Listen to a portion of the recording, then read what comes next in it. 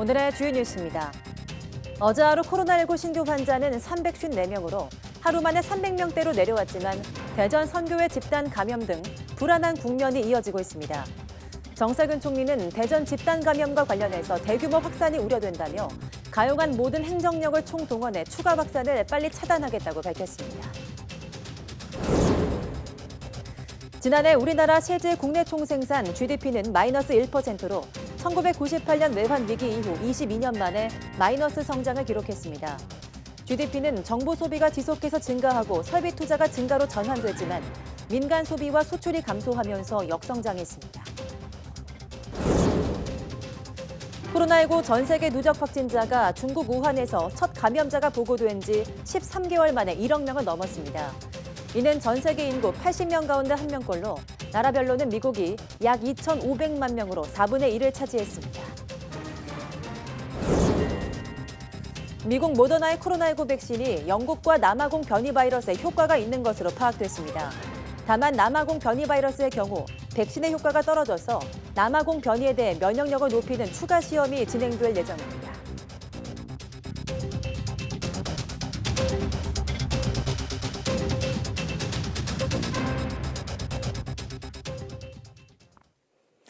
여러분 안녕하십니까? 1월 26일 사이언스 투데이입니다. 국내 코로나19 신규 확진자 수가 하루 만에 다시 300명대 중반으로 떨어졌습니다. 중앙방역대책본부는 오늘 0시 기준으로 코로나19 신규 확진자가 354명 늘어 누적 75,875명이라고 밝혔습니다.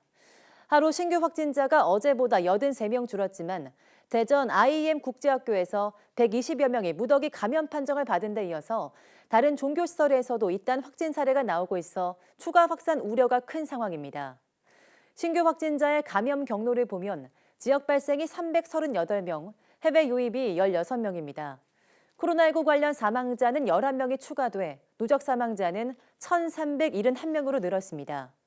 위중증 환자는 5명 줄어 누적 270명이며 신규 확진자 가운데 해외 유입은 검역 단계 6명을 포함해 16명입니다.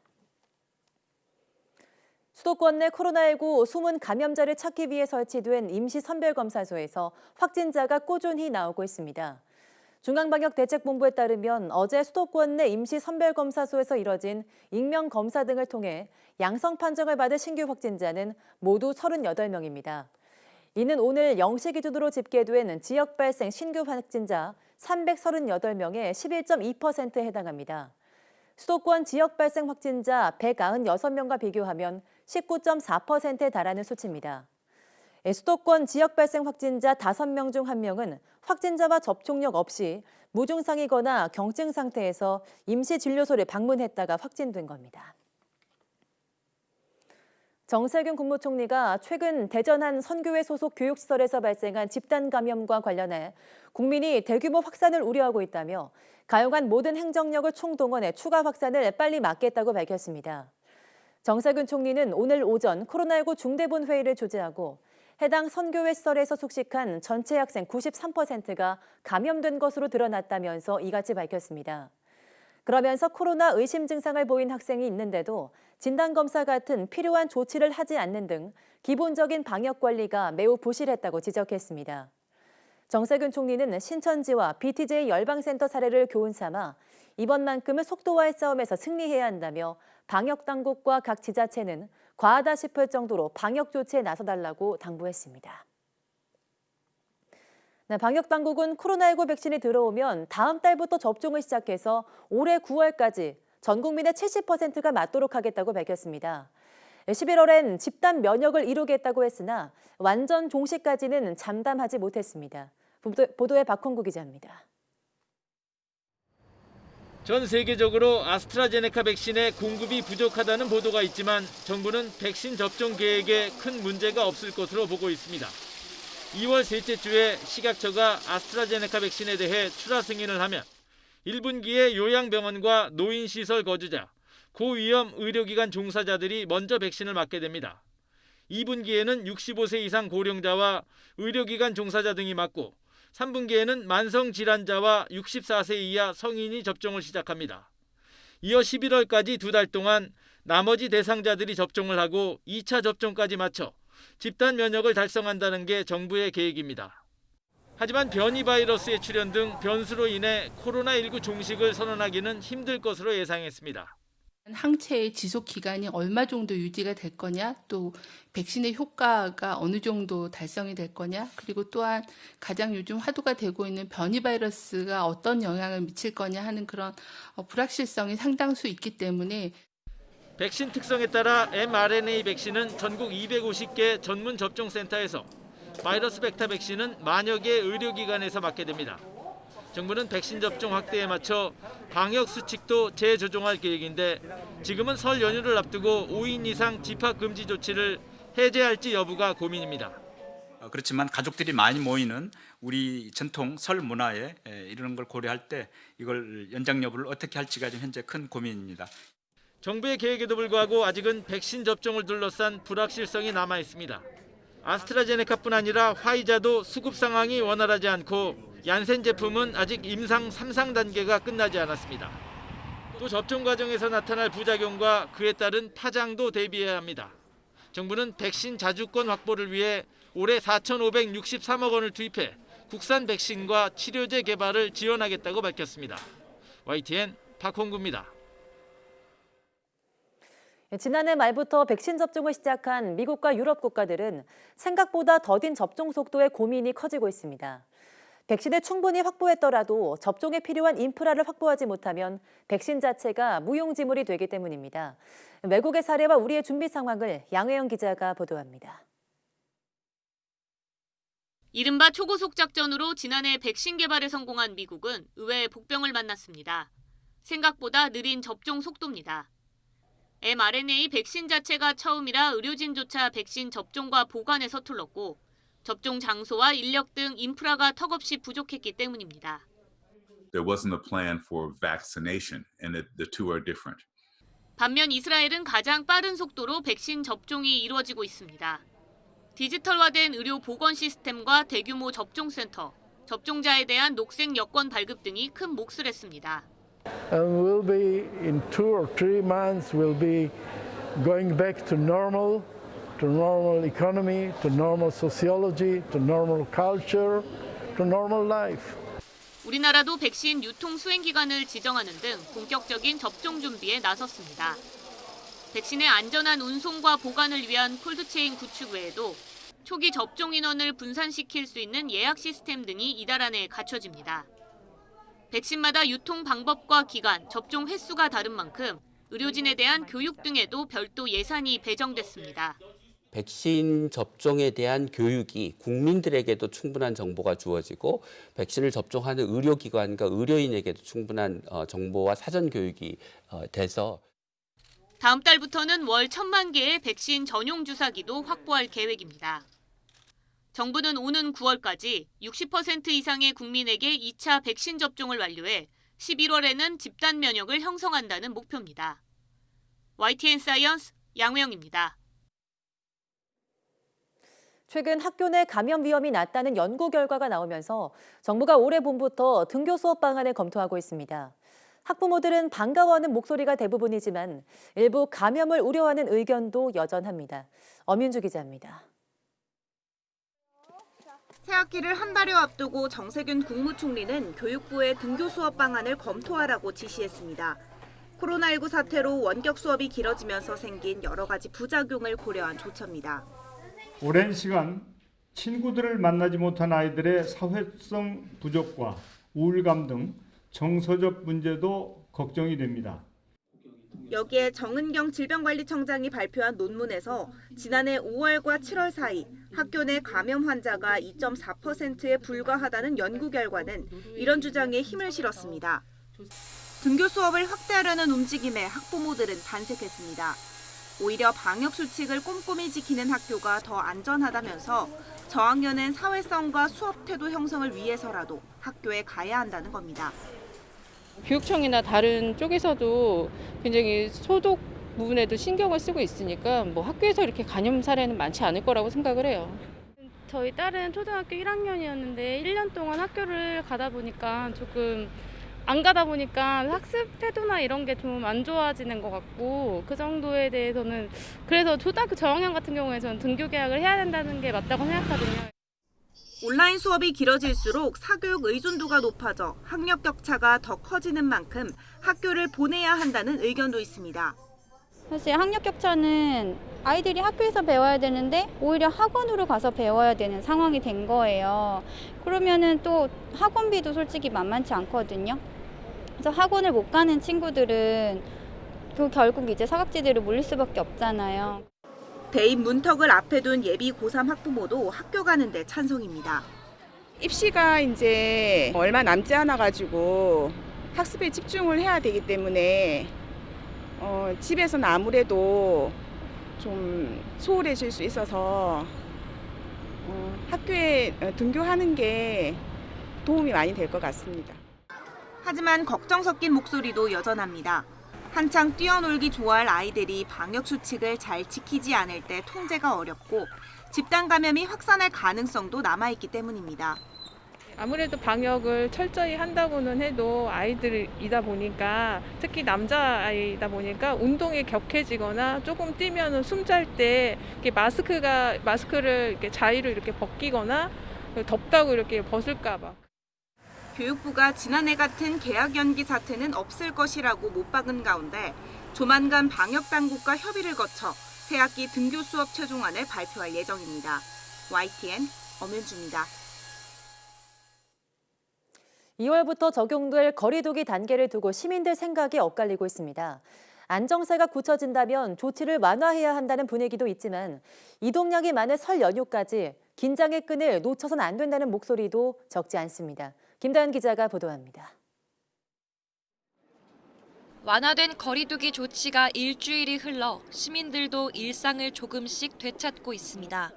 카페 안에 앉아 음료도 마실 수 있게 됐고 실내 운동도 할 수 있게 됐습니다. 오르락 내리락하지만 신규 확진자 수가 300~400명대로 유지되자 일상 속 제약을 더 풀어달란 목소리가 커지고 있습니다. 올 한 해는 끝까지 마스크 착용을 해야 될 것 같은데 완화했다가 다시 타이트하게 했다가 좀 그렇게 번갈아 가면서 해야 되지 않을까. 이제 정책으로 다스릴 땐 지났고 자발적 생활 방역이 중요하단 겁니다. 가장 조바심을 내는 건 자영업자들입니다.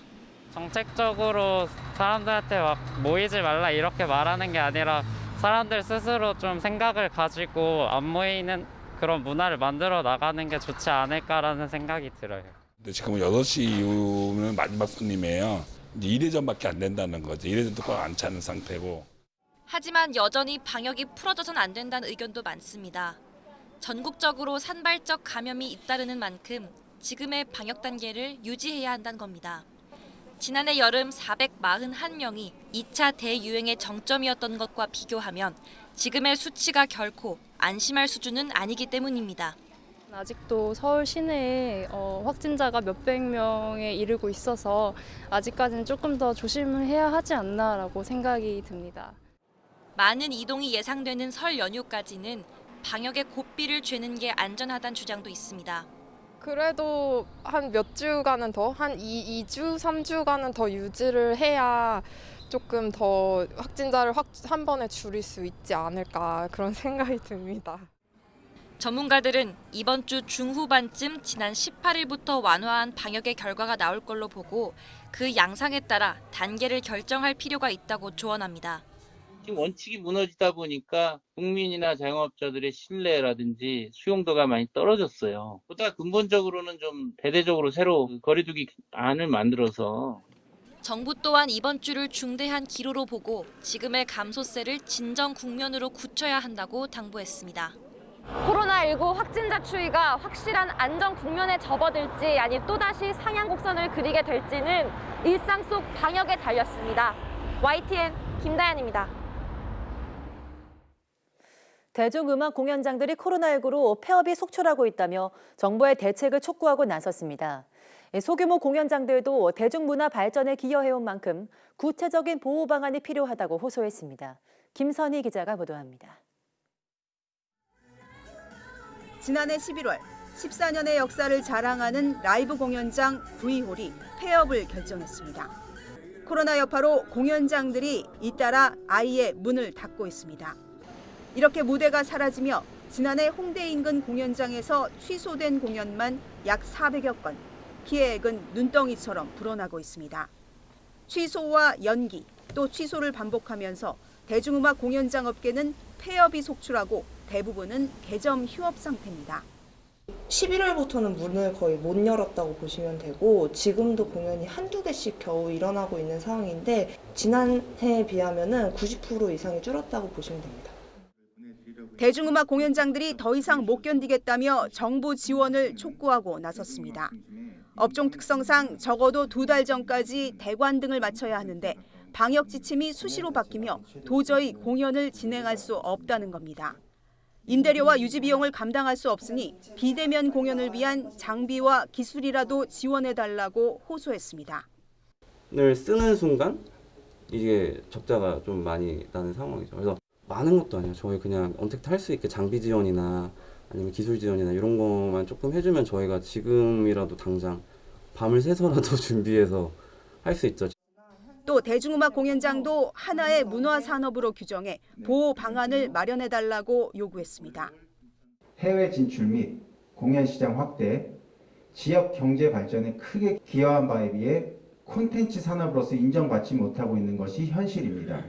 하나의 문화산업으로 규정하고 친사회적 업종으로 재조명하여 무엇보다 소규모 공연장은 신인 가수들에게는 희망의 무대라며 문화산업의 선순환을 위해서라도 정부의 관심이 절실하다고 목소리를 높였습니다. YTN 김선입니다. 지난해 4분기 한국 경제가 3분기보다 1% 이상 성장했지만 성장률은 3분기보다 낮아졌습니다. 지난해 전체로는 1998년 외환 위기 이후 처음으로 역성장을 기록했습니다. 한국은행은 지난해 4분기 실질 국내 총생산 GDP 성장률이 1.1%로 집계됐다고 발표했습니다. 지난해 분기별 성장률은 코로나19 충격으로 1분기 마이너스 1.3%, 2분기 마이너스 3.2%로 연속 뒷걸음친 뒤 3분기와 4분기 각각 2.1%와 1.1%로 반등했습니다. 이에 따라 지난해 연간 GDP 성장률은 마이너스 1%로 집계됐습니다. 역성장은 외환 위기 당시였던 1998년 마이너스 5.1% 이후 22년 만입니다. 홍남기 부총리가 지난해 우리 경제 성장률이 마이너스 1%를 기록한 것에 대해서 다른 선진국과 비교하면 역성장 폭이 상대적으로 적었다고 평가했습니다. 홍 부총리는 경제 규모 10위권 안에 다른 선진국들은 지난해 마이너스 3%에서 마이너스 10% 이상 역성장이 예상되는 데 비하면 우리 경제는 위기에 강했다고 설명했습니다. 그러면서 그동안 쌓아온 제조업 경쟁력이 수출의 밑거름이 됐으며 전기차, 바이오헬스 등 새로운 사업 분야 수출도 탄탄한 증가세를 이어오고 있다고 진단했습니다.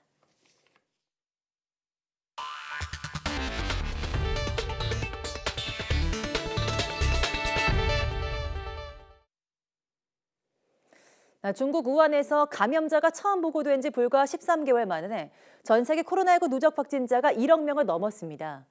인류 역사상 최단기간 백신 개발에 성공하며 코로나19 정복에 대한 기대감을 높였지만 최근 잇따른 난관에 봉착하며 어려운 싸움을 이어가고 있습니다. 박상남 기자입니다. 국제통계 사이트 월드오미터 기준으로 한국 시간 26일 새벽 코로나19 전 세계 누적 확진자가 1억 명을 넘어섰습니다.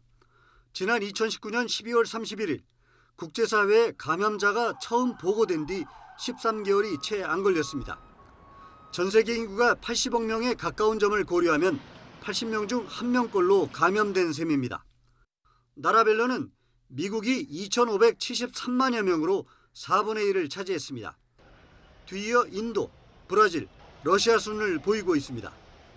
누적 사망자는 214만 4천 명을 넘겼습니다. 역시 미국이 42만 9천여 명으로 가장 많았습니다. 1년 넘게 기다렸던 백신 접종은 지난 8일 영국을 시작으로 미국, 유럽연합 등 세계 50여 개 나라에서 본격화됐습니다. 하지만 순조로울 것 같았던 백신 접종은 얼마 지나지 않아 제동이 걸렸습니다. 수요에 턱없이 모자라는 공급 물량이 되레 뒷걸음질 쳤기 때문입니다. Purtroppo abbiamo ricevuto il 29% di fiale di vaccino in meno dalla Pfizer nella settimana corrente. 설상가상 전염력과 치명률이 더 높은 것으로 알려진 변이 바이러스가 등장하면서 상황은 더 심각해졌습니다. Roughly 10 would be expected to unfortunately die with the virus. With the new variant, for 1,000 people infected, roughly 13 or 14 people might be expected to die.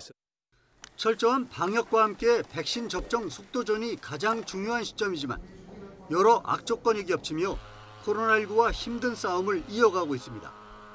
특히 국가 간 백신 보급의 불균형으로 지구촌 차원의 집단 면역 달성이 상당 기간 지연될 수 있다는 우려도 높아지고 있습니다. YTN 박상남입니다. 바이든 미국 행정부가 변이 바이러스 확산을 이유로 유럽 등 국가에 취했던 입국 제한 조치를 유지하면서 남아공을 추가하기로 했습니다. 특히 현지 시각 26일부터는 미국 입국자의 경우 항공기 출발 3일 이내 검사 결과 음성이라는 증명서를 제출해야 합니다. 워싱턴 강태욱 특파원이 보도합니다. 바이든 행정부가 변이 바이러스 확산을 차단하기 위해 적극 나섰습니다. 일단 기존의 입국 제한 조치를 유지하기로 했습니다. 이전에 제한을 가했던 유럽 26개 나라와 영국과 아일랜드, 브라질이 대상입니다. 더 나아가 최근 변이 바이러스가 확산하는 남아프리카 공화국을 추가했습니다.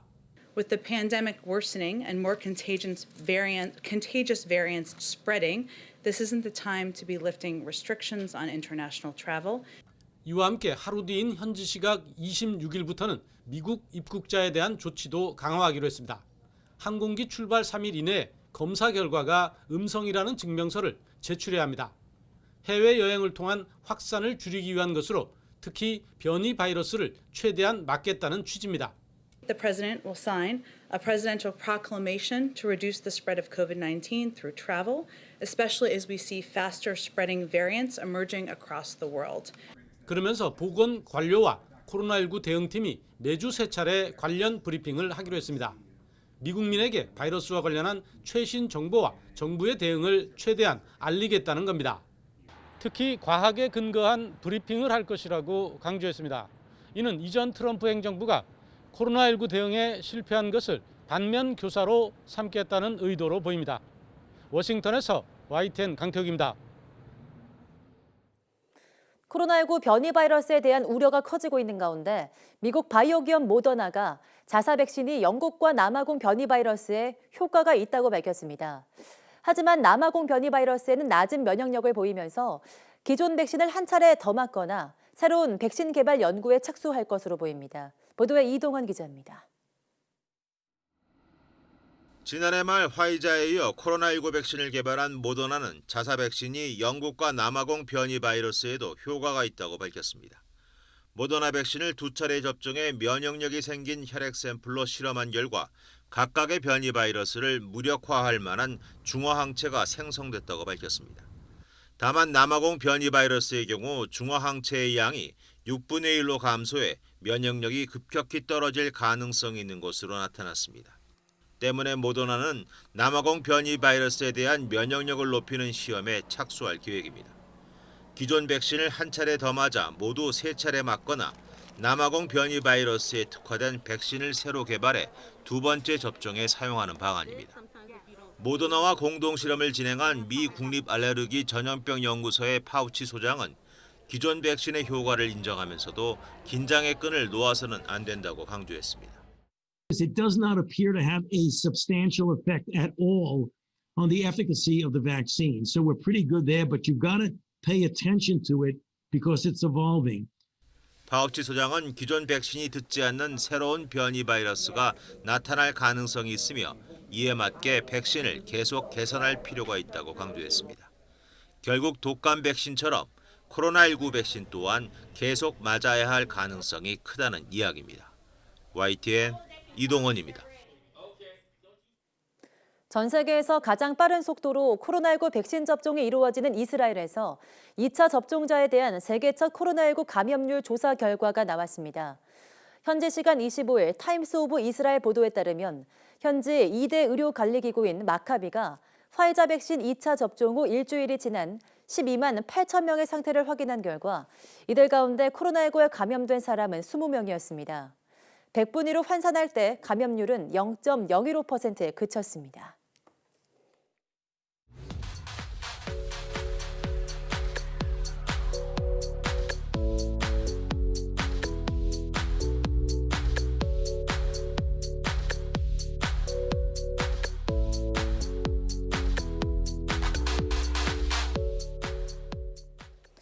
네, 과학기술정보통신부는 올해를 코로나19 극복, 디지털 뉴딜, 탄소 중립 실현 등에 초점을 맞추겠다고 밝혔습니다.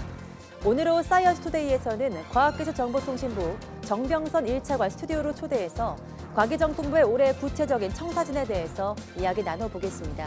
많은 시청 바랍니다. 함께해 주신 여러분 고맙습니다.